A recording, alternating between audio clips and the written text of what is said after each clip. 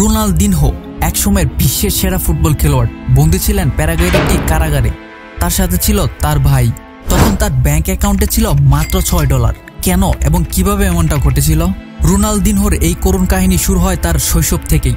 তিনি ব্রাজিলের সবচাইতে বিপজ্জনক শহরগুলোর একটি পোর্তো অ্যালেগ্রেতে জন্মগ্রহণ করেন। এটি ছিল এমন একটি শহর যেখানে অপরাধ ছিল নিত্যদিনের সঙ্গী। এমন কোনো অপরাধ নাই যা সেখানে হতো না। তার বাবা মায়ের আয় ছিল খুবই সামান্য, ফলে তিনি এবং তার ভাই বোনেরা একটি ছোট কাঠের ঘরে বড় হয়েছিল। জন্ম থেকে এটা স্পষ্ট ছিল যে তার পরিবারকে এই অবস্থান থেকে উত্তরণ করার দায়িত্ব তার উপরেই। তবে একটি জিনিস তাদের পরিবারকে ঐক্যবদ্ধ রেখেছিল, ফুটবল। কিন্তু তারা এতটাই দরিদ্র ছিল যে রোনালদিনহোর জন্য একজোড়ার ভালো বুট কেনার সামর্থ্যও ছিল না। তার বাবা তাকে বলতেন যদি সে পেশাদার খেলোয়াড় হতে চায় তাহলে তাকে খালি পায়ে খেলার দক্ষতা অর্জন করতে হবে, কারণ এতে তার বলের উপর নিয়ন্ত্রণ বাড়বে। হয়তো তার বাবা ঠিকই বলেছিল, কারণ রোনালদিনহোর বড় ভাই রবার্তো এভাবেই খেলা শুরু করেছিলেন এবং মাত্র 16 বছর বয়সে পরিবারের একজন ফুটবল স্টার হয়ে গিয়েছিলেন। রোনালদিনহো ছিলেন রবার্তোর চেয়ে 10 বছরের ছোট এবং মাঠে সবসময় নিজের সেরাটা দিতেন। তিনি তার বাবা এবং পরিবারকে গর্বিত করতে চেয়েছিলেন। রবার্তোও তাকে সাহায্য করেছেন। তারা দুজনেই প্রতিদিন রাস্তায় অনুশীলন করেছেন। দুজনের একই স্বপ্ন ছিল, তাদের বাবার জন্য পেশাদার ফুটবল খেলোয়াড় হওয়া। তাদের বাবা জানতেন তারা বিশেষ কিছু, তাই কাজ থেকে ফিরে তিনি তার অবসর সময় ছেলেদের প্রশিক্ষণ দিয়েই কাটাতেন। খুব তাড়াতাড়ি রবার্তো পেশাদার ফুটবল ক্লাব গ্রেমিওর সাথে চুক্তিবদ্ধ হয়। শুধু এই চুক্তি তাদের পরিবারে বিশাল পরিবর্তন এনে দিয়েছিল।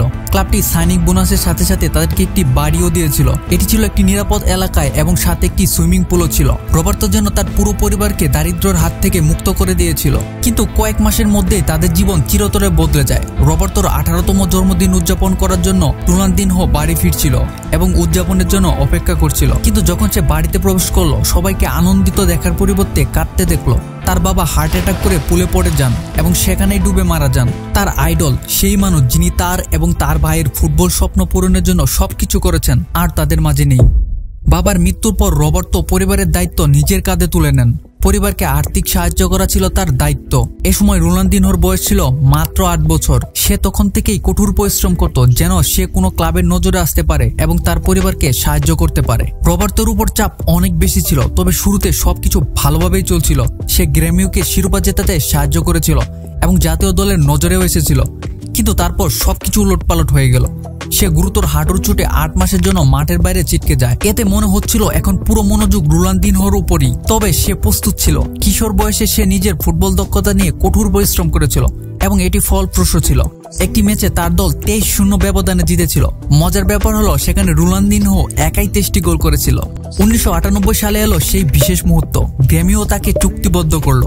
সে আনুষ্ঠানিকভাবে পেশাদার ফুটবল খেলোয়াড় হয়ে উঠল এবং রবার্তো তার ম্যানেজার হয়ে গেল। তারা যা কিছু অর্জনের জন্য লড়াই করেছিল তা সত্য হতে শুরু করেছিল। তবে এটি রোনালদিনহোর জন্য একটু কঠিনই ছিল, কারণ সে জানতো যত সাফল্যই সে অর্জন করুক, তার বাবা কখনোই স্টেডিয়ামে এসে তাকে উৎসাহ দিতে পারবে না। গ্রেমিওতে 3টি সফল বছর এবং ব্রাজিলের সঙ্গে কনফেডারেশন কাপ জয়ের পর অনেক ক্লাবেরই নজর পড়ে রোনালদিনহোর উপর। 2001 সালে 5 মিলিয়নে পিএসজিতে চলে যায় রোনালদিনহো।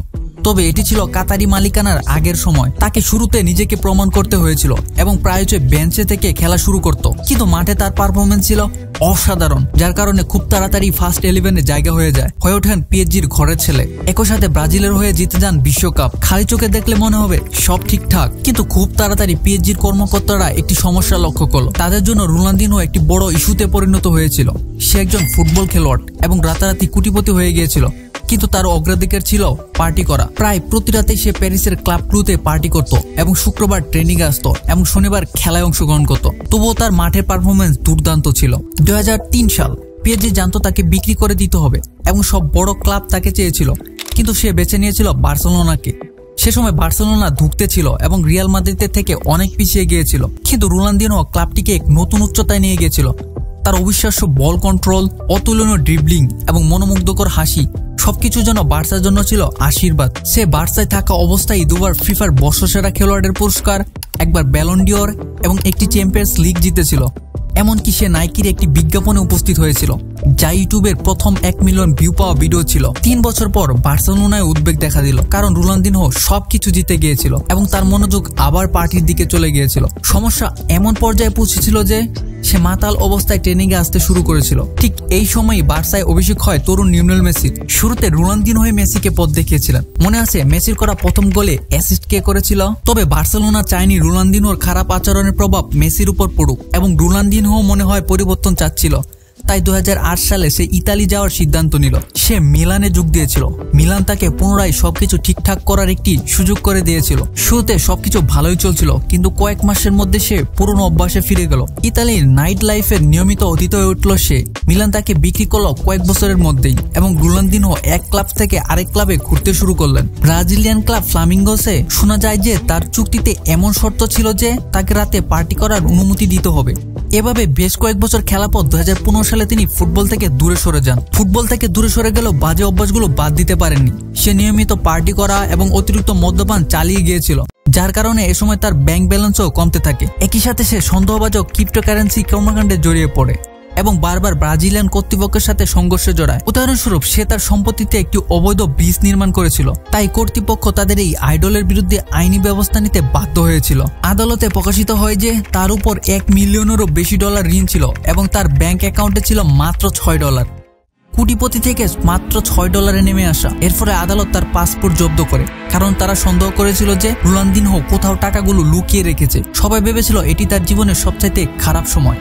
কিন্তু তারপর রোনালদিনহো এবং রবার্তো জীবনের অন্যতম বড় ভুল করে বসেন। উভয়ই নকল পাসপোর্ট নিয়ে প্যারাগুয়ে প্রবেশের চেষ্টা করেন, যার জন্য তারা গ্রেপ্তার হন। পাসপোর্টগুলো প্যারাগুয়ের নাগরিকের জন্য ছিল এবং রোনালদিনহো দক্ষিণ আফ্রিকায় পরিচিত মুখ হওয়ায় কর্মকর্তারা ঠিকই জানত যে তার একটি ব্রাজিলিয়ান পাসপোর্ট থাকা উচিত, যা তাদের ছিল না। তাই রোনালদিনহো এবং তার ভাইকে গ্রেপ্তার করা হয় এবং তাদের 5 বছর কারাদণ্ডের সম্ভাবনা দেখা দেয়।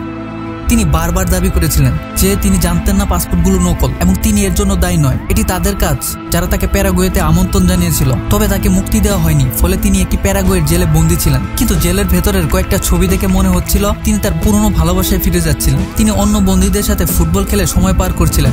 তবুও তাকে তার 40তম জন্মদিন জেলের ভেতরে একা একা উদযাপন করতে হয়েছিল। 32 দিন পর তাকে কারাগার থেকে মুক্তি দিয়ে গৃহবন্দী করা হয়। কিন্তু এটি সম্ভব হয় রোনালদিনহো এবং রবার্তো 1.6 মিলিয়ন জরিমানা দেওয়ার পর। টাকা কোথা থেকে এলো কেউ জানে না। 5 মাস গৃহবন্দী থাকার পর উভয়ই ব্রাজিলে ফিরে যাওয়ার অনুমতি পান। এই ধাক্কাটি যেন তার জন্য ছিল আশীর্বাদ স্বরূপ। জেল থেকে ছাড়া পেয়ে সে তার জীবন পুনঃনিয়ন্ত্রণ করার চেষ্টা করে। তিনি একটি ফুটবল স্টেডিয়ামের অ্যাম্বাসেডর হন, একটি মিউজিক স্টুডিও প্রতিষ্ঠা করেন এবং নিজের ব্র্যান্ডের জিন চালু করেন এবং স্পন্সরশিপ ডিলগুলোর প্রতি মনোযোগ দেন। কারাগার থেকে মুক্তির কয়েক মাস পর মার্চ 2022-এ আমরা তাকে ইনস্টাগ্রামে একটি পোস্টে রোলস রয়েলসের সাথে দেখতে পাই। এতে বোঝা যায় তিনি আবারও ভালো উপার্জন শুরু করেছেন। তিনি নিজের চলচ্চিত্র প্রযোজনাও শুরু করেছেন, যার ট্রেলারে লেখা ছিল, আমার জীবনের কঠিন একটি অধ্যায় শেষ হতে চলেছে। যারা আমাকে সমর্থন করেছে তাদের প্রতি আমি চিরকৃতজ্ঞ।